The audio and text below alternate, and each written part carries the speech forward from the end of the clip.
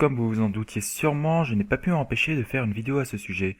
À vrai dire, cette vidéo aurait dû sortir après l'épisode 5, mais comme vous le voyez, j'ai changé l'ordre pour avoir quelque chose qui rentre bien dans le contexte d'aujourd'hui.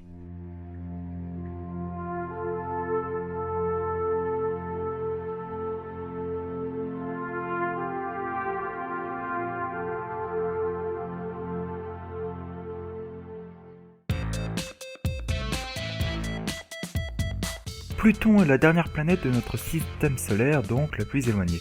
Elle a été découverte par Clyde Tombaugh, désolé pour la prononciation, en 1930. Cependant, depuis le 24 août 2006, elle a été classée comme étant une planète naine. Elle fait 2306 km de diamètre, ce qui est très petit pour un astre. À titre de comparaison, la Lune en fait 11 km. Son principal satellite, Charon, fait 1207 km.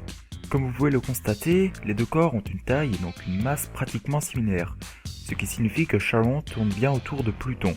Mais Pluton fait des petits cercles à cause de la force d'attraction de son satellite.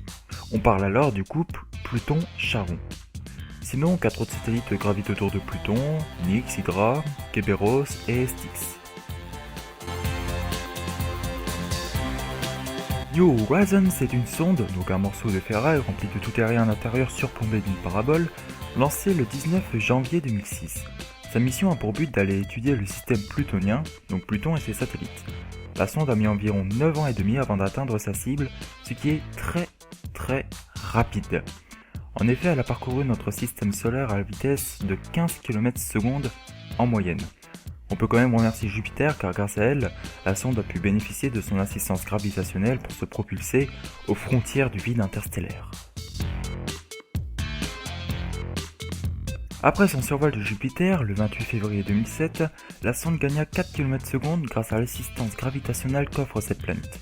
Suite à cela, tous ses appareils ont été désactivés et on la laissa dormir un moment. On la réveilla au mois de janvier de cette année pour qu'elle commence ses observations sur Pluton.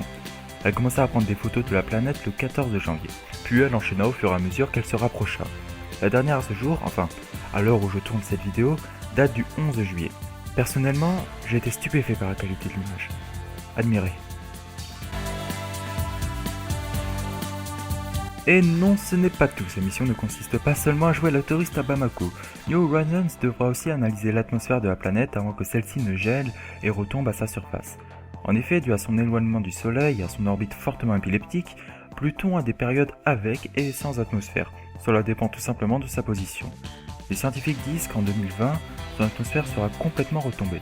Donc clairement, la sonde arrive juste à temps. De plus, après son survol de la planète, New Horizons devra ensuite rendre visite à quelques astres dans la ceinture de Kuiper. C'est une ceinture d'astéroïdes et de planètes naines aux frontières de notre système solaire.